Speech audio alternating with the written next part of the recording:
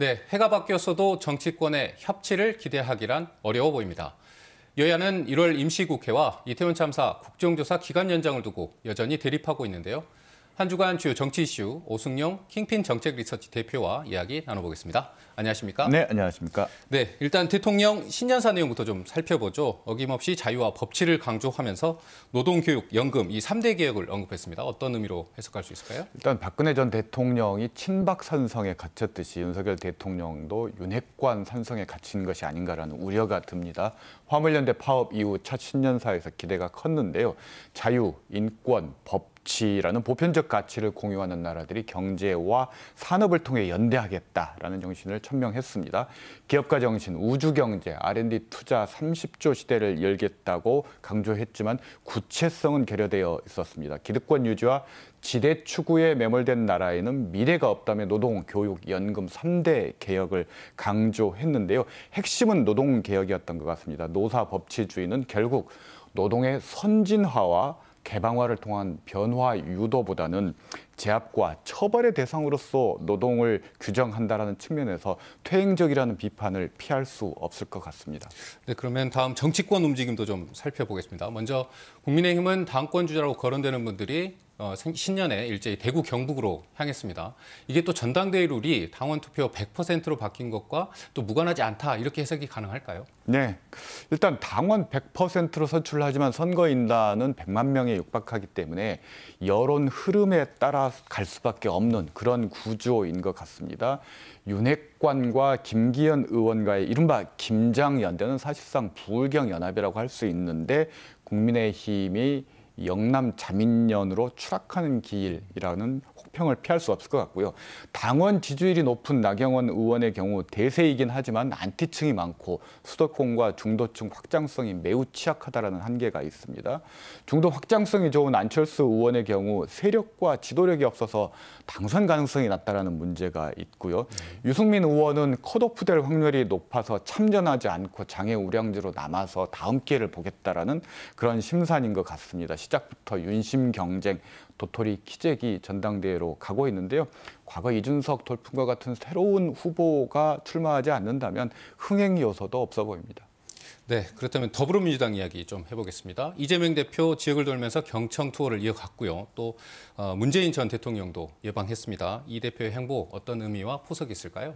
정치권 주체들이 각각의 메시지를 던졌는데요. 우선 이재명 대표는 문재인 전 대통령을 만나서 이른바 SOS를 쳤다라고 얘기를 해야 될 것 같습니다. 민주주의 후퇴를 언급함으로써 이것이 이재명만의 문제가 아니라 민주당의 문제이고 그런 의미에서 친문계에게 메시지를 던진 것이다.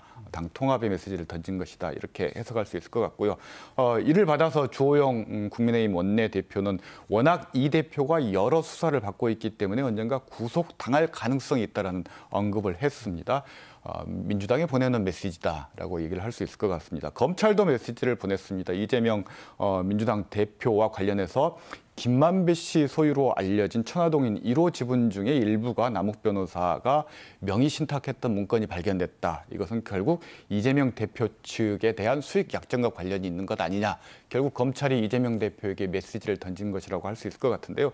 설을 앞두고 소환 조사와 기소 여부가 결정이 될 것 같고 이재명 대표를 둘러싼 사법 리스크 전국이 갈수록 본격화되고 있다. 이렇게 정리할 수 있을 것 같습니다. 어쨌든 이재명 대표가 어떤 행보를 하더라도 이 사법 리스크의 어떤 굴레에서는 쉽게 벗어나기가 어렵다. 이렇게도 볼 수 있겠네요. 네, 그렇습니다. 민주당이 해결해야 될 가장 큰 눈앞에 있는 과제인 것 같습니다. 네. 그럼 여야 대표가 오늘 이태원 참사 국정조사 기간 연장 또 1월 임시국회 소집 등을 논의했지만 합의에 이르지는 못했어요.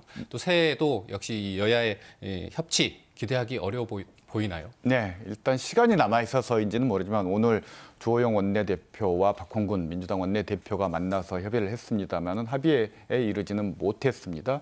일단 주호영 원내대표의 언급을 좀 살펴볼 필요가 있는데요. 민주당이 국정조사 기간 연장을 요청했고 1월 임시국회를 열자고 했는데 국정조사의 경우에는 왜 기간 연장이 필요하고 얼마나 더 필요한지에 대해서 국정조사 특위위원들의 의견들을 듣고 논의를 하겠다라고 얘기를 했고요. 1월 임시국회 관련해서 노란봉투법 처리하는데 민주당이 필요하다고 했는데 그건 동의할 수 없다. 합의가 안 됐기 때문에 이런 반응을 보였습니다. 그리고 안전운임제는 협의를 거부했고요. 다만 연장 근로제의 경우는 조속한 처리가 필요하다라고 언급을 했습니다. 결국 국정조사에 관한 국민 여론 그리고 연장 근로제에 대한 민주당의 입장 변화가 국정조사 연장과 1월 임시국회 소집의 키가 될 것 같습니다.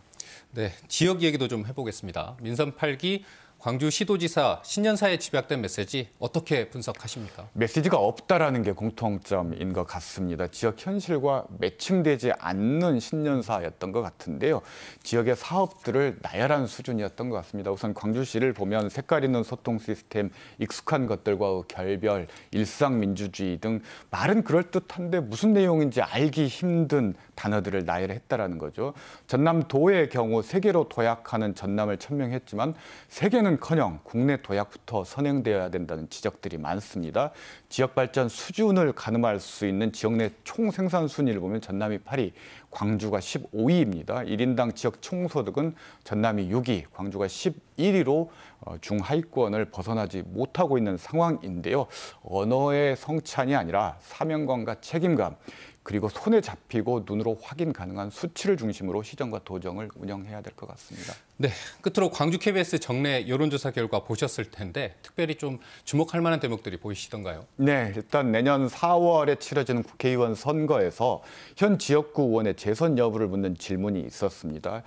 현 의원이 한 번 더 당선되길 바란다는 응답은 겨우 25.6%에 불과했습니다. 30대의 경우에는 72.9%, 50대의 경우는 60.0%가 다른 인물의 당선을 바란다고 응답을 했다는 것이죠.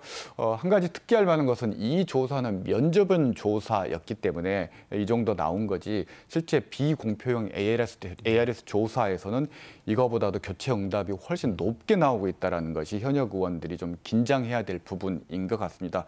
물론 현역 의원에겐 적신호 그리고 도전자에게는 청신호이긴 하지만 민주당 내부 권력 지형과 혁신 의지에 따라서 달라질 수 있는 문제이기 때문에 계속 지켜봐야 될 것 같습니다.